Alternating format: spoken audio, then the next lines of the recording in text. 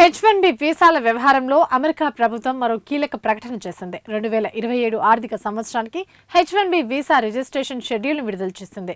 హెచ్-1బి visa కోసం దరఖాస్తుల registration ప్రక్రియ ఈ ఏడాది మార్చి 4 నుండి ప్రారంభించనున్నట్లు తెలిపింది. ఈ ప్రక్రియ మార్చి 20 వరకు కొనసాగుతుందని తాజాగా ఒక ప్రకటనలో వెల్లడించింది.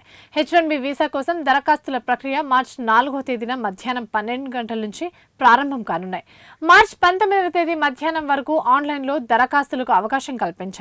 లాటరీ మెరిట్, అధిక వేతనం ఉన్నవారికి టాప్ ప్రయారిటీ ఇవ్వనున్నారు. నైపుణ్యం ఆధారిత వెయిటెడ్ సెలక్షన్ పద్ధతిని ట్రంప్ సర్కార్ అమలు చేయనుంది. ఇదే సమయంలో మల్టిపుల్ రిజిస్ట్రేషన్ల మోసాలకు యుఎస్సిఎస్ చెక్ పెట్టే విధంగా చర్యలు తీసుకుంటుంది.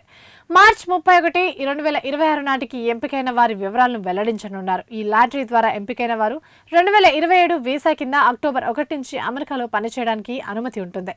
ప్రస్తుతం చాలా మంది భారతీయ ఇంజనీర్లు, ఐటీ ప్రొఫెషనల్స్ వీసా లాటరీ కోసం ఎదురు చూస్తున్నారు.